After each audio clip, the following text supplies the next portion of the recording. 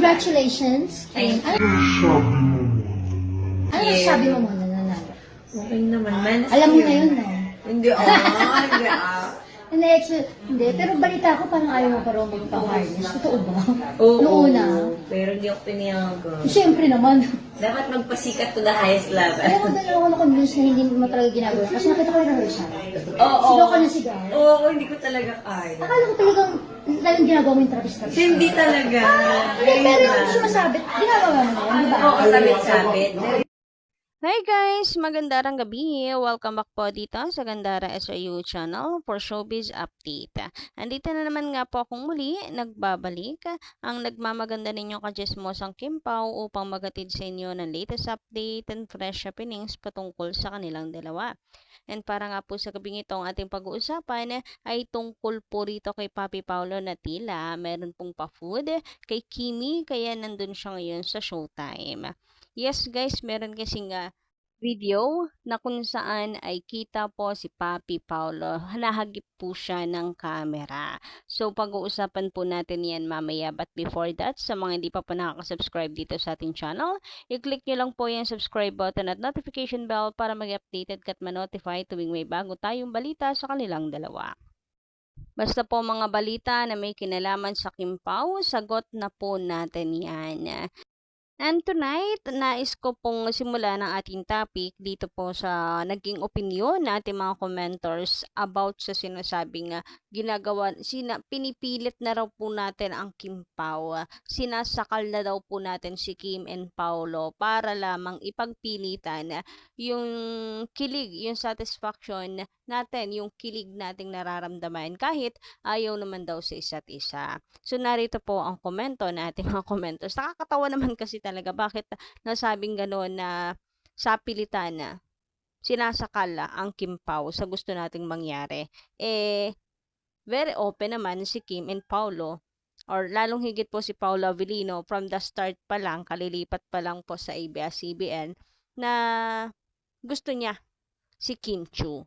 Mula po sa komento ni Miss Jocelyn Orias, shout out and magandang gabi. Anong sapilitan? Kim Pao is real. Gusto nila ang ginagawa nila, inggit lang kayo.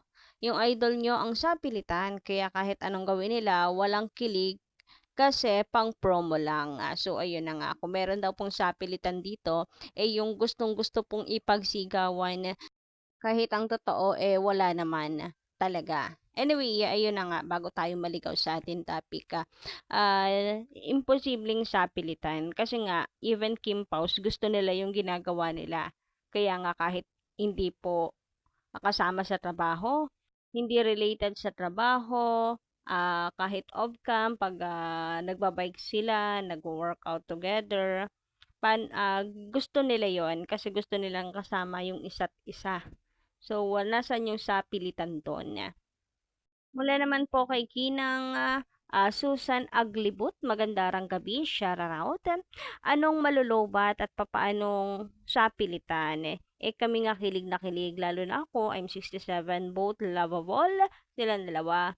Dati, bihira ako mag-data, now lagi kasi, need ko ng mga balita nila ng Kim Pao, saka malaman, ASAP and Showtime pag wala si Kim. And nararamdaman po natin yan kasi mismong silang dalawa may connection. Silang mismong dalawa kinikilig din. May spark. Kita nyo naman, ibang-iba po talaga ang aurahan ng dalawa kapag nandyan lang sa tabi-tabi, nandyan lang sa gilid yung isa sa kanila. Talagang umiiba yung nila, nag-glow yung mga itsura nila. Kasi nandyan yung bumubuo ng kanilang araw. Ay!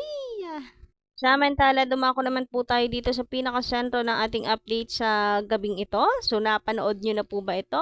Ito pong video itong reels ni Miss Gladys Reyes na kung saan chinichika nga niya si Kim tungkol sa kanyang magpasikat performance kasi buwas buhay naman talaga. So, nakichika itong si Miss Gladys kung talaga bang ayaw ni Kimi na mag-harness pa noon. And totoo pala, ayaw pala talaga sa Johnny Kim. Pero syempre, para sa safety, kailangan na meron po siyang safety gear kagaya nga po ng harness. And Congratulations. Thank Ano Yeah. sabi mo muna nanalo? Okay naman, man. Alam mo na yun, no? Hindi, hindi, Hindi, pero balita ko parang ayaw mo pa raw magpa-harness. Totoo ba? Oo. Noong una. Pero hindi ako pinayagan. Siyempre naman. Dapat magpasikat to the highest level. Kaya ako dalawa ako na-convince na hindi mo talaga ginagawa. Kasi nakita ko yung rehearsal. Oo. Sigaw ka ng sigaw. Oo, hindi ko talaga kaya. Akala ko talagang ginagawa mo yung trapis-trapis. Hindi talaga. Hindi, pero yung sumasabit, ginagawa mo na, di ba? Oo, sabit-sabit. anyway, ayun na nga. Meron po ba kayo napansin sa video neto? So, eto guys, oh, parang yung nasa gitna. Nababasa niyo po ba yung huli pero hindi kulong? Yan, parang may boy po dyan na naka-hoodie. Kita niyo yan? Parang si Papi Paulo. Parang yan din yung tinuturo ni Kimi na hindi daw pumayag. Yan o, naka-hoodie or cap. Medyo malabo eh. Pero parang sombrero po ito. Basta parang Papi Paulo po ang dating. And alam niyo na, so kanya-kanyang hula po guys kung anong ginagawa ni Papi Paulo doon. Baka daw kasi naka-hoodie siya dahil parang bagong dating lang. Ay baka dinalahan lang ng food si Kimi. Baka meron lang siyang idinaan, iniabot kay Kim Chiu. Tapos nag-abang na lang rin, nag-intay na lamang rin sa dressing room ni Kimi para sabay na silang umuwi. Ganon. Kayo ba guys, palagay ninyo, bakit nandyan si Papi Paulo? Kung tama nga tayo na si Paulo Avelino to and mukhang busy-busy pa oh, naglalaro po ata, nagmo-mobile games po ata. So, pe-play po natin yung video guys. Slow mo po natin para kayo mismo, kayo na po ang bahalang humusga. So, huwag kayong kukurap ha. Kasi medyo mabilis nga po ito. Dapat patalasan to ng mata. Sabi nga dito, kailangan mabilisan, huwag kukurap. Pero hindi ko mahabol, haha. Baka mayroong mag-slow mo dyan. So, eto guys, atin pong ipi-play. Huwag kayong kukurap nga para mahuli nyo kung sino talaga siya. Congratulations. Thank you.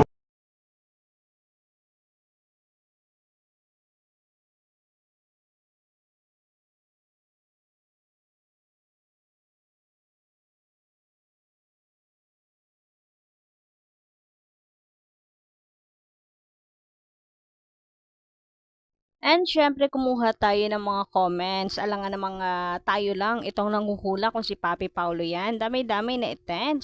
So sabi dito, si Pau nga. Kaya pala blooming at sobrang ganda ni Kimi. Ang cute pa ng OOTD. Today, kasama pala si Paulo. Wow, sweet naman ni Papi. Kinilig ako for today's video. Thanks Miss Gladys Reyes. Ingat kayo palagi, Kim Pau. O, diba, ang dami rin po nag-a-assume na si Paulo Avelino to. Kasi kung titingnan nga natin, parang yung picture po, yung ano po nung mukha niya, hulma, parang Paulo Avelino talaga eh. Tingnan nyo ng maigi guys, yung kalahati ng face, Paulo Avelino na Paulo Avelino po ang dating. And naka-black, mahilig po 'di ba sa black. Lagi po naka-black itong si Paulo Avelino. So paano hindi mo iisipin, 'di ba? Anyway, sabi pa dito, common sense na lang tayo mga Kim Paus. Sino ba ang may karapatan lang? Sino ba ang may karapatan lang ang pwedeng ang hindi pumayag sa buwis-buhay niya? Tas tumuro siya doon sa way ng naka-hoodie na kamukha ni Pau. Endgame na po. Huwag na pong pasakitin ang ulo nyo. Panatag po tayo. O, diba? Na-recognize din nila, naka-hoodie nga raw, and Paulo Avelino. Kasi doon sa video, diba, umano si Kimi, inanong po niya yung head niya sa likod, yun daw yung hindi po pumayag. So, kung si Paulo yung itsura na yun, tapos na ang usapan. Kayo ba guys, palagay ninyo, sino po yun? Kasi ako, Paulo Avelino talaga ang tingin ko po doon eh. Pa-comment lang po dyan sa baba. Anyway, about naman kung hindi po si Paulo Avelino yon, kahit naman po siguro sino na kasamahan niya sa trabaho na mahal, basta mahal po si Kim, hindi talaga papayag, hindi siya papayagan na wala pong harness. Syempre, dapat safety first. And baka hindi rin talaga pumayag ang mismong management. Pananagutan nila yan, ha? Pananagutan niya ng showtime pagka may nangyaring hindi maganda. Yun nga po sa rehearsal pa lang, 'di ba? Na-aksidente na si Kimi. So what more pa kung wala siyang harness. So yun lang guys sa ating update. Maraming salamat po sa pakikinig. Don't forget to click the subscribe button and notification bell for more updates.